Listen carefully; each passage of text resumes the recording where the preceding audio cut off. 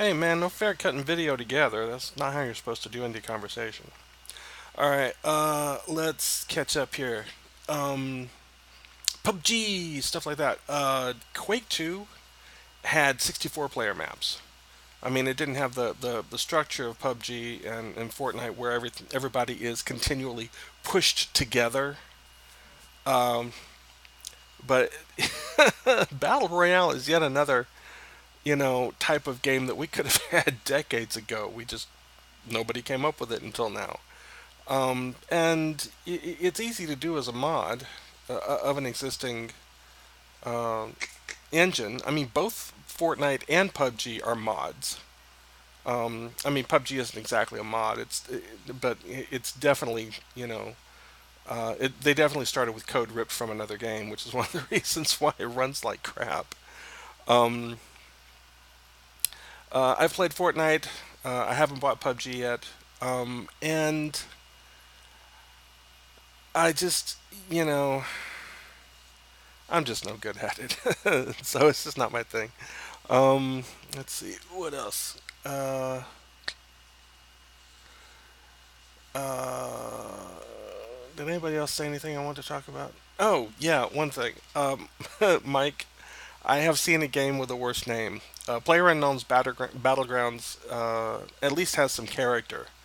But there's a game on Steam right now called Rusted Warfare.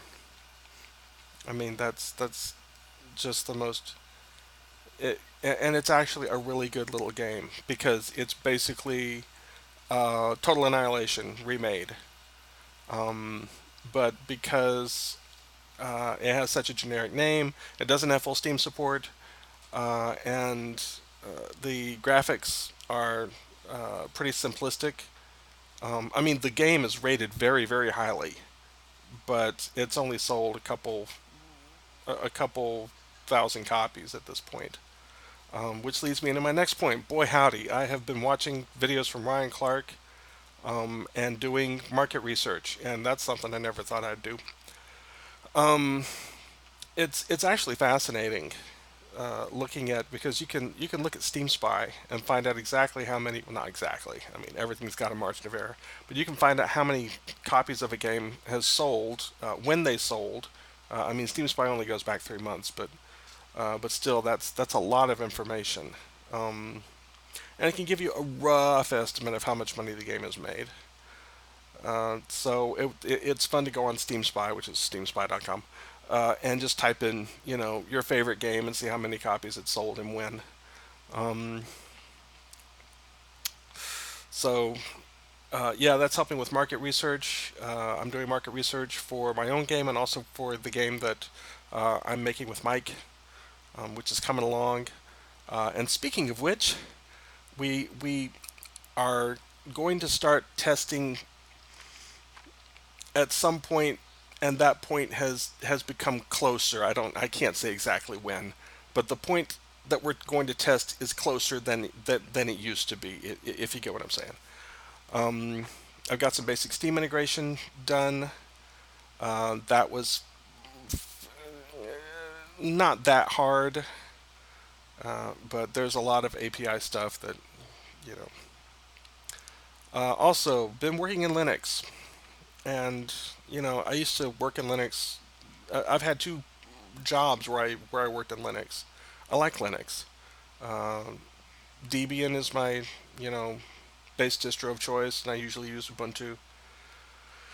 Uh, but the thing is, everybody always says Linux is better for development. Linux is better for development. I'm like, it's not that much better, except that for the last couple of days, I've been running in Linux, and in debug,